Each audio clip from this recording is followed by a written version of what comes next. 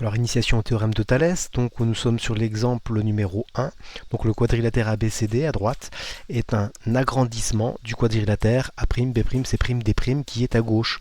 Toutes les longueurs du quadrilatère de gauche sont multipliées par... Alors pour trouver ce 1,5, il faut observer ici le 3 devient 4,5. Ici le 4 cm devient 6 cm. Et ici le 5 cm devient 7,5 cm. Alors si j'observe, voilà, par quoi est-ce que je vais multiplier pour passer de 3 à 4,5? Eh bien, je vais multiplier par 4,5 sur 3. Souvenez-vous, si jamais on fait un tableau de proportionnalité, donc si je mets par exemple ABCD, si juste en dessous, je mets A', B', C' et D', alors tout ça en centimètres bien sûr, en centimètres, et bien du coup en fait sur ABCD quand j'ai 4,5, eh bien c'est parce que en fait sur A', B', C', D' j'avais 3 cm. Si j'ai 6 cm en haut, je vais avoir 4 cm en bas. Et si j'ai 7,5 en haut, je vais avoir 5 cm en bas également. Alors comment fait-on pour passer de 3 à 4,5? C'est voilà, ce coefficient qui me permet de remonter. La pointe de la flèche montre le 4,5, donc on va multiplier par 4,5 sur 3. Or, 4,5 divisé par 3, eh bien, ça fait tout simplement 1,5 après simplification. Donc on est bien sur une multiplication par 1,5 pour passer de 3 cm à 4,5 cm. Si je regarde ici, là, pour passer de 4 cm à 6 cm, eh je fais presque la même chose. Je vais multiplier, alors si je reprends mon tableau, je vais multiplier par, la pointe de la flèche montre le 6, et donc du coup c'est 6 sur 4. Si je multiplie par 6 sur 4, et bien du coup en fait 6 divisé par 4 ça fait 1,5. Donc je multiplie par 1,5. Et puis de la même manière, si j'observe le 7,5 et puis le 5, et bien je vais multiplier par alors 7,5 sur 5, et 7,5 divisé par 5, ça fait 1,5. Donc le passage de là à là, c'est une multiplication par 1,5. Donc c'est bien pour ça que je continue la lecture des phrases. Donc toutes les longueurs sont multipliées par 1,5 pour obtenir celle du quadrilatère de droite. Le nombre est le coefficient d'agrandissement, qu'on nomme aussi rapport d'agrandissement. J'efface ce qui est par là. Donc maintenant, en fait, je vais essayer de passer du quadrilatère de droite au quadrilatère de gauche. Alors pour ça, donc le quadrilatère A', B', C', D' est une réduction du quadrilatère ABCD. Toutes les longueurs du quadrilatère de droite sont multipliées par, et on va essayer d'observer ça, le 4,5 à droite devient 3. Et donc du coup, je vais effacer en fait mon tableau, parce que maintenant, ce qui m'intéresse, c'est non plus en fait pour remonter, mais c'est pour descendre.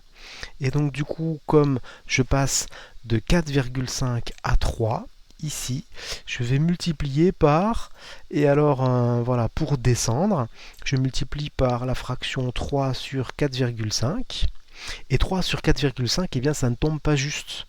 Donc cette fraction-là, si je prends, cette fraction-là peut se simplifier par 2 tiers. Donc ce qui fait que la simplification, en fait, c'est 2 tiers. Mais c'est peut-être plus évident si on regarde ici le 4 cm et le 6 cm. Si je passe de l'un à l'autre, je vais multiplier par, eh bien tout simplement, alors si j'efface dans ce tableau, voilà ce qui est par là, je vais multiplier par, pour descendre, tout simplement 4 sur 6. Eh bien 4 sur 6 c'est pareil que 2 tiers. Donc du coup ici, alors je vais mettre là 4 sur 6, là je multiplie par 3 sur 4,5, mais en fait c'est 2 tiers. En fait, tout ça, en fait, c'est pareil que 2 tiers. Et puis pareil pour la partie en fait que je pourrais surligner en fait en bleu. Donc pour passer de 7,5 à 5, je multiplierai par 2 tiers, on pourrait facilement en fait le voir. Donc ce qui fait que le coefficient en fait de réduction, c'est bien 4 sixièmes ou plutôt en fait 2 tiers. Alors exemple 2, donc le rectangle EFGH est un agrandissement du rectangle ABCD. On a plein de longueurs qui sont connues. Déterminer le coefficient d'agrandissement qui permet de passer de ABCD à EFGH. Alors pour ça, voilà, j'observe, je vais passer de 5 cm à 15 cm. Et donc du coup la question c'est comment est-ce que je fais pour passer de 5 cm à 15 cm? Alors là c'est très facile, on sait en fait qu'on va multiplier par 3. Si j'observe ici, je vais passer de 3 cm à 9 cm. Et donc du coup, en fait, le passage de l'un à l'autre, c'est effectivement assez facile. On va multiplier par 3. Alors à partir de là, en fait, j'ai présenté les données sous forme d'un tableau. On est bien ici sur le petit rectangle.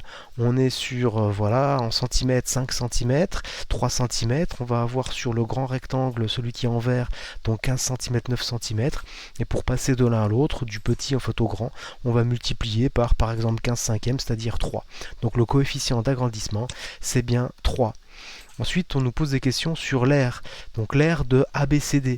Alors pour avoir l'aire de ABCD, je vais gommer en fait toutes ces parties donc, qui ne servent plus. Donc pour avoir l'aire de ABCD, ben voilà, je pense que c'est assez facile de savoir qu'il suffit de faire 3 fois 5 pour avoir l'aire de ABCD, c'est-à-dire 15 cm². Donc jusque là, bon, c'est assez facile. Donc c'est ce qui est indiqué à cet endroit-là.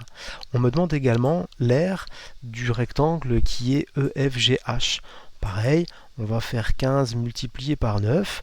Et donc du coup, on fait 15 multiplié par 9, ça fait 135 cm². Donc j'ai pu répondre à la question petit b. Maintenant, en fait, on me dit pour C, il faut recopier et compléter cette phrase. L'aire du grand rectangle est obtenu en multipliant l'aire du petit par, et puis il faut trouver ce nombre-là. Alors, ce qui est assez facile, c'est voilà, ce 15 cm, on a bien compris tout à l'heure que c'est le 5 cm du petit qu'on a multiplié par 3.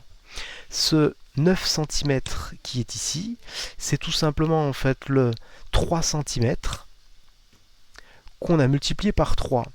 Et donc, quand on va obtenir l'aire du rectangle EFGH, je vais faire mon 5 fois 3, ce qui correspond à ici, ce qui est par là, qu'on va multiplier par, et ce qui est, alors, pardon, et ce qui est en fait de ce côté-là, c'est-à-dire le 3 fois 3.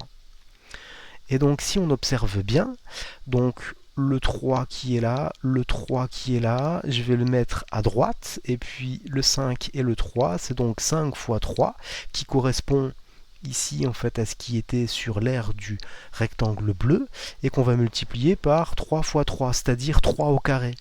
Donc on a bien compris que 3 au carré, cette partie-là, c'est ce qui me permet de passer de l'aire du bleu à l'aire du vert.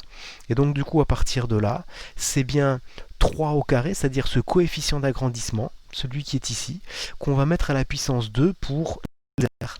Et donc du coup, on passe de l'aire du rectangle bleu à l'aire du rectangle vert en multipliant par 9, ici, voilà, et qui est en fait 3 à la puissance 2. Quelques propriétés des agrandissements réduction. Donc un coefficient d'agrandissement est supérieur à 1. Si on se souvient, voilà, ici quand on est passé en fait du quadrilatère A', B', C', D' à ABCD, et bien du coup on a multiplié par 1,5, c'est-à-dire supérieur à 1 pour l'agrandissement. Alors que pour la réduction, et bien du coup on a multiplié par 4 sixièmes, c'est-à-dire 2 tiers, c'est-à-dire quelque chose qui est proche de 0,66. Donc on était bien sur quelque chose qui était plus petit que 1. Donc un coefficient de réduction est inférieur à 1. Ensuite, dans un agrandissement ou une réduction, les mesures des angles sont conservées. Effectivement, nous avions vu que par exemple cet angle-là, imaginons en fait qu'il fasse 50 degrés, et bien ici en fait on aurait également en fait un angle de 50 degrés. Et puis donc l'autre petite propriété, c'est lors d'un agrandissement ou d'une réduction, si les longueurs sont multipliées par un nombre k, alors les aires sont multipliées par k'. Dans l'exemple que nous avions vu, les longueurs étaient multipliées par 3, c'est-à-dire que dans ce cas-là, on a k est égal à 3. Et bien ici, pour les aires, on est passé de 15 cm² à 135 cm² lors de l'agrandissement. Donc les aires ont été multipliées par k puissance 2. Et donc k à la puissance 2, c'est-à-dire 3 puissance 2, c'est-à-dire 9. Donc on est bien sur les exemples que nous avions vus. Donc c'était bien des illustrations en fait, de ces propriétés qui concernent les agrandissements et réductions.